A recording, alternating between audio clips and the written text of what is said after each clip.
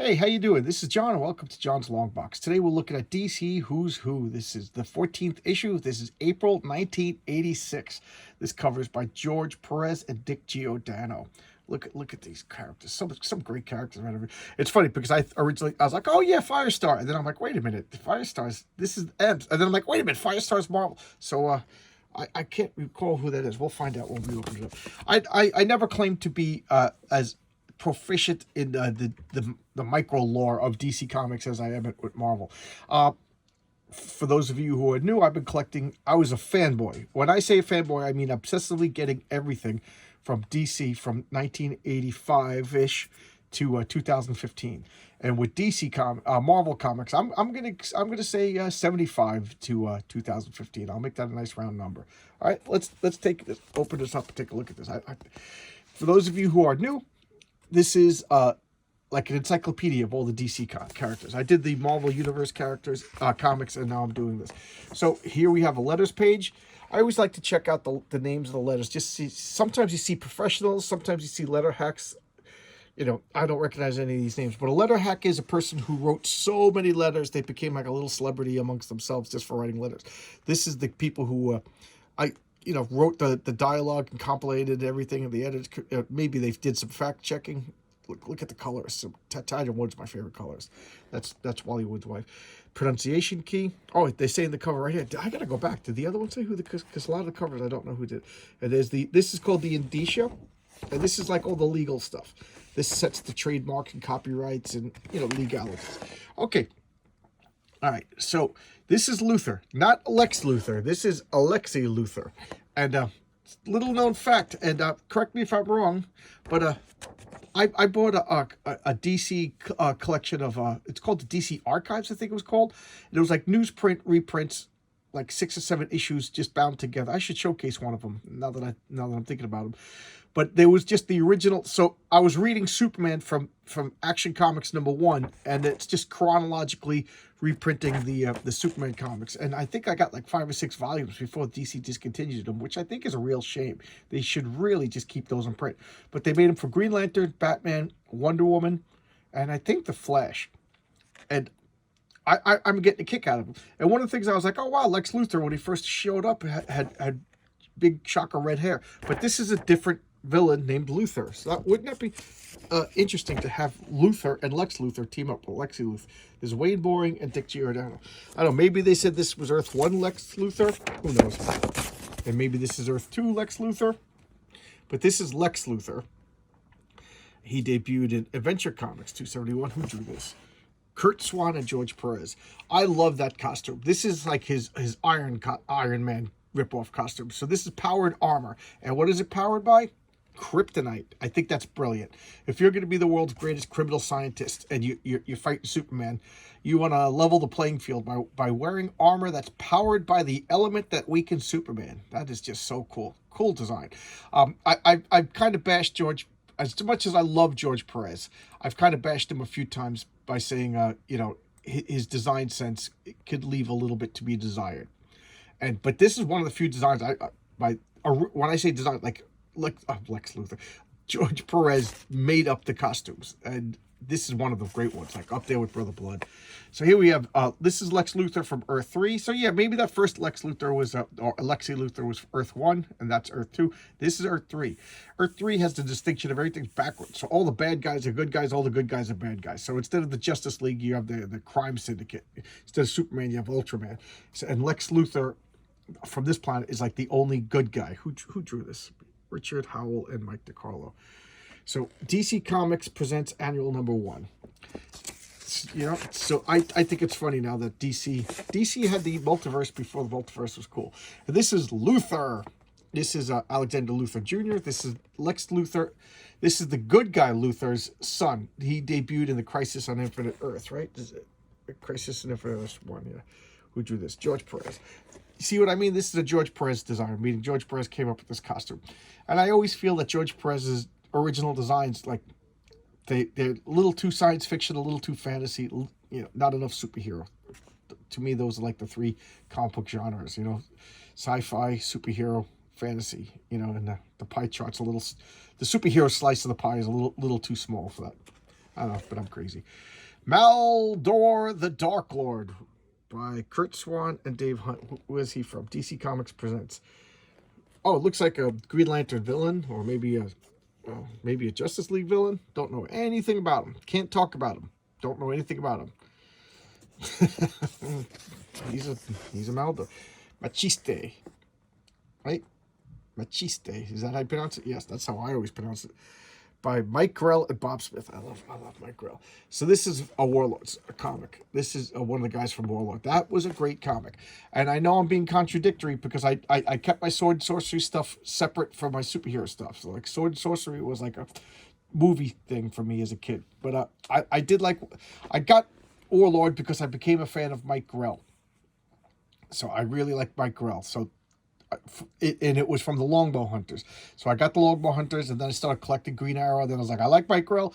So I went and I started buying anything by him. And I got Warlord and John Sable. And I just recently, because I didn't even realize it, I just recently got Star Slayer. Yeah, Star Slayer. So I'll be reading that. So I'm looking forward to that. Madam 44 by Gil Kane. I instantly recognize that signature.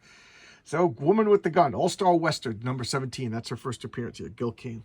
Don't know much about her because I wouldn't touch Western comics with a 10-foot pole as a kid. I liked Westerns. I watched them with my dad. I'm very fond towards Western, but I didn't want to read Western because I was thinking about this because I've been talking about this a lot lately, and I'm like, why didn't I like Western? Why didn't I like war? I did like monster comics, but not as much. And sci-fi comics, I got once in a blue moon. But for me, comic books were a superhero genre. And Western and war, why? Because comic books have an unlimited special effects budget. And I felt like, if you're going to watch a Western and you're going to read a Western comic book, a TV show does Western better than comic books because you don't need science fiction. Everything moves and everything like that. Like superheroes, if you ask me, comic books is the best medium for superheroes. Maybe cartoons, but like movies and TV shows, they're not as imaginative as the comic books, if you ask me, because you need a special effects budget. You don't need special effects budget for Westerns for the most part.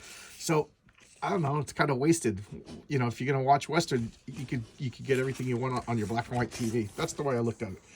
And this is John Byrne's artwork. Let's look. Yes, John Byrne. I reckon John Byrne and George Perez are my two favorite comic book superhero artists. And I make the distinction of superhero artists because there are other types of comic books that, like for instance, with George Perez would be excellent on sci-fi, but would George Perez be good on Westerns? I mean, he would be good on anything, but I don't know, something like Al Williamson and now the names are escaping me for other guys for Westerns.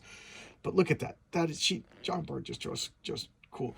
And her name is pronounced Madame Rouge. For years I thought it was Madame Rogue, but I was like, wait a minute. And then I looked it up and I did the spell check and I pushed the button and it pronounced it. Her name is Madame Rouge, like Madame Red. So she's a commie. Like Khmer Rouge.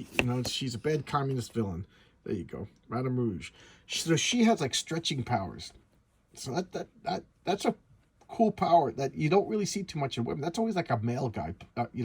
I guess now Kamala Khan has stretching powers. I don't know. I never got Kamala Khan comics. But there we go. Oh, she fought the Doom Patrol. She was the member of the Brotherhood of Evil. Madame Xanadu. Who drew this? William Michael. Oh, Kaluta. Michael Kaluta. Cool. I first became aware of Mike Kaluta in a Shadow hardcover. I mistakenly said that Shadow series that lasted 19 issues from DC was the very first Shadow comic I ever got was the Shadow hardcover by Mike Kaluta. And I loved it. I thought it was just, for some reason, I thought that was like an important thing to get. I was like showing people, look at this. They're like, I don't care, kid. But I thought it was like an important thing to get. I guess because my father liked the Shadow. Doorway to Nightmare, number 1. So she was like a horror host, and now she's like a spellcaster. She's one of those characters. To me, she's a good supporting character. She pops up every once in a while. Like you need information, some mystical stuff. You go to Madame Xanadu, but she had a couple of series, and I remember them not too bad. I thought they were okay. Nothing great. Okay, Mademoiselle Marie looks like War Comics. Who drew this? Eddie Kubert. Okay, classic. So I don't know much about her other than she was war, so she's definitely a World War II. So she's like one of those female liberation fighters in the French Resistance. Star Spangled War Stories '89. Yeah, so cool. I like that concept. That would be a good. You know what? I kind of want to look that up and see if I can get a cheap copy. I'm kind of interested in that now. Like I said, the later I get, my tastes have changed. You know, like I'm eating foods that I never ate as a kid, and I'm reading comics that I never would have ate as a kid. But I blame the comic books on Marvel and DC's just getting so bad. So this is Bill Sienkiewicz, the Mad Hatter. So I guess it's Earth 1 and Earth 2 Mad Hatters. That's cool. Save a page. This is a villain I can't stand. I just can't stand the Mad Hatter. I mean, I love Alice in Wonderland. I'm an unabashed Alice in Wonderland freak. But I cannot stand these villains. Like, I don't want to see Tweedledee, Tweedledum fighting Batman. I don't know. Separation of genres and stories, but I just think he's a lame concept for a villain. I know people are gonna disagree with me. That's fine. You can disagree with me. Magnetic Kid. This is not a Cosmic Boy. This is the I think his little brother, Greg LaRocque and Carl Kessel. So he's in the Legion of. He's in the Legion Academy. If at least that's where I remember him. It's been years since it, and the poor Legion superheroes has like the worst reboots ever. You know, at least was it Jeff Johns like tried to marry them all together, saying like there were 3 different like Earth 1, Earth 2, and Earth 3 legions, and you know, so that made a little bit of sense. So I don't know where Magnetic Kid is these days. You know, is he? Yeah, Legion of Superheroes. Yeah, so I guess he joined, right? Because whatever. Major Disaster. That's just such a great bad guy name. Major Disaster. Art by Gil Kane. So he fights the Green Lantern, and I think what does he have, like the powers to like alter probability and like make like bad things happen? That is an awful costume. Should have went with like your name is Major Disaster. Should have went like a little bit more military, if you ask me. Mal. Oh, okay. Art by Chuck Patton. I love Chuck Patton and Romeo Tenga. So he was in the Teen Titans. He was like their Rick Jones. He was like their unpowered normal human guy sidekick, and he did this like if only I had powers I could have helped out. So he wore this like super powered Guardian suit. He became the Guardian, and then he became Gabriel Hornblower. He had like a magic horn, and he had his girlfriend. I forget what she became, Bumblebee. You know, he was just like he was like a sidekick who they tried to turn into a superhero. They threw a bunch of stuff at him, kind of like a Jimmy Olsen. I don't. If you ask me, nothing stuck. Mal Duncan. Yeah, Malcolm Duncan. Malagigi. This was the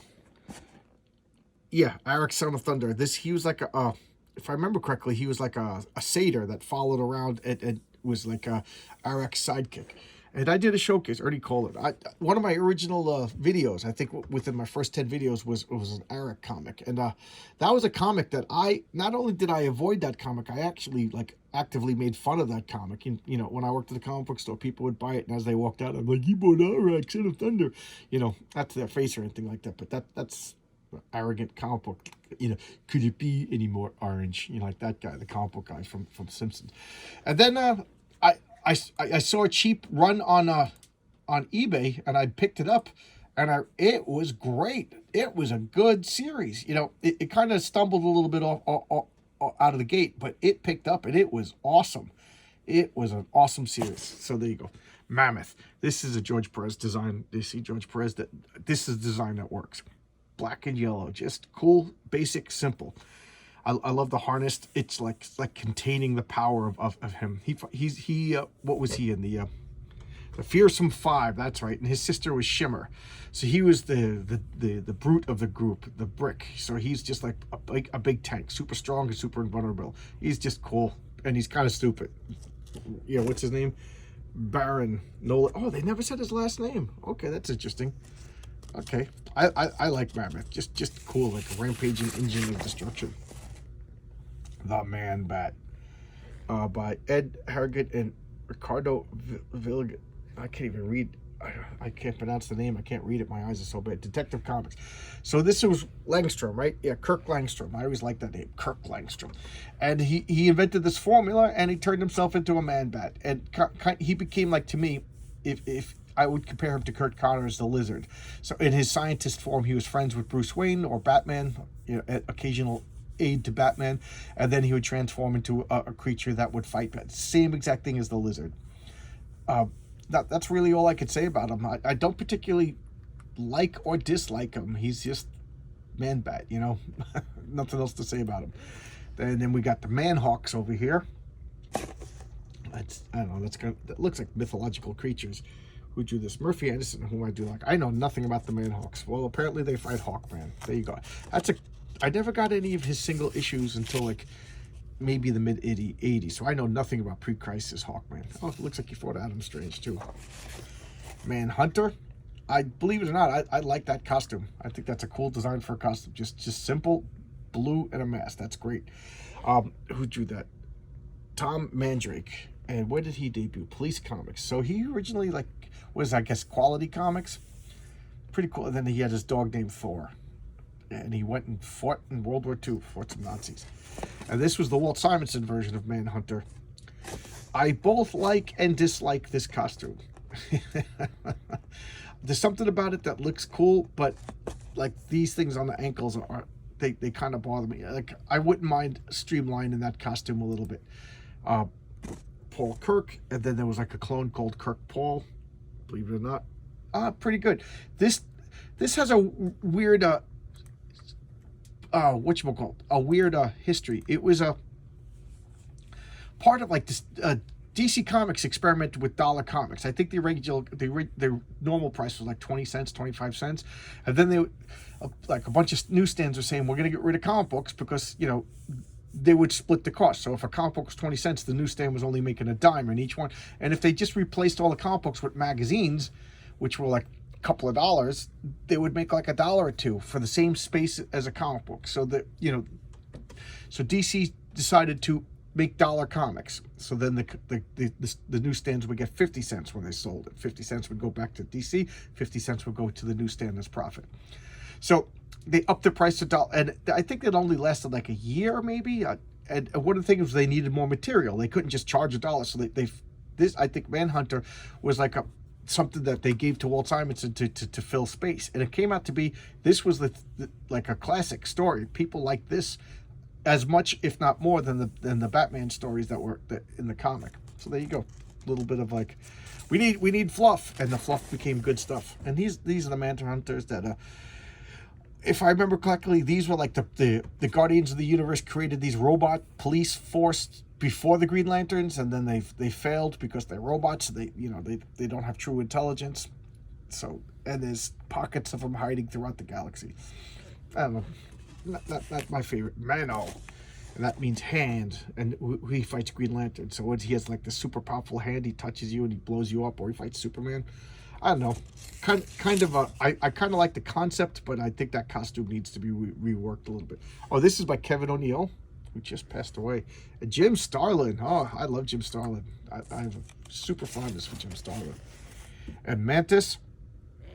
This is by Jack Kirby and Greg Thiessen. And this is the one of the creatures from the Fourth World. I don't know much about his backstory. Really, I don't, because I just started buying all those. I never read. I read Fourth World comics by other people. I never read the Jack Kirby one. The only actual Fourth World I read was the graphic novel Hunger Dogs, which was supposed to be the end. That came out years later. They gave it to Jack Kirby to finish his story. So I'm slowly gathering all of those Fourth World comics, and I'm going to read them, in little bursts. So I'll have more to talk about these when I actually read it. Mara. This is by John Dersama. I mistakenly called him a colorist a couple of videos ago. He was an artist in his own right. And this was from Iron, Lord of Atlantis. That's another comic I wouldn't have touched with a 10-foot pole as a kid. And then I bought a full run on eBay, and I don't like it as much as I liked Arax, Son of Thunder, but it turned out to be pretty good.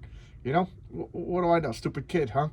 But I've perfect example, some comics that I avoided and I shouldn't have avoided because they turned out to be pretty good. All right, Mariah by Ron Randall, and she's from Warlord. So this was like a now I talked about Warlord and I'm putting myself on the spot by not remembering who exactly she was. Russian She fell in love with the instructor, but blah, blah, blah, blah. She met, and then, yeah. So she's the love interest for Travis Morgan, Warlord. Because they ended up having a daughter, and for a minute I thought this was the daughter, but then I'm like, she wouldn't have debuted so early on in the series. But there you go. She's the hot redheaded chick. There's always got to be if you're gonna have a comic book, you gotta have a hot redheaded chick. So this is Mark Moonrider. This is by Jack Kirby. Greg. He's like the leader, the cool guy. He's like the Jim Morrison of the Forever People, and the Forever People were like good-natured hippie kids that would travel around the country, you know, but they had superpowers. I think they were going to make a Forever People movie, and it got canceled, right? Or was it a New Gods movie? I forget which. That would have been a disaster. But yeah, the Forever People #1. I don't know anything. I never read anything about the Forever People. That's something I should be fixing up soon. Mars. This is the Greek god of war. Fights Wonder Woman. Perfect Don Heck. I mean, you're gonna have a mythological based superhero or superheroine. And especially Greek mythology. It's just like, okay, what are you putting Mars in? What are you putting Ares in? Just a perfect villain, god of war. I don't know. It could have been. That costume design could have been a little better if you ask me. I like the later one, the Ares one that George Perez drew, covered in armor and you never see his face. That is just awesome. So here we have the John Jones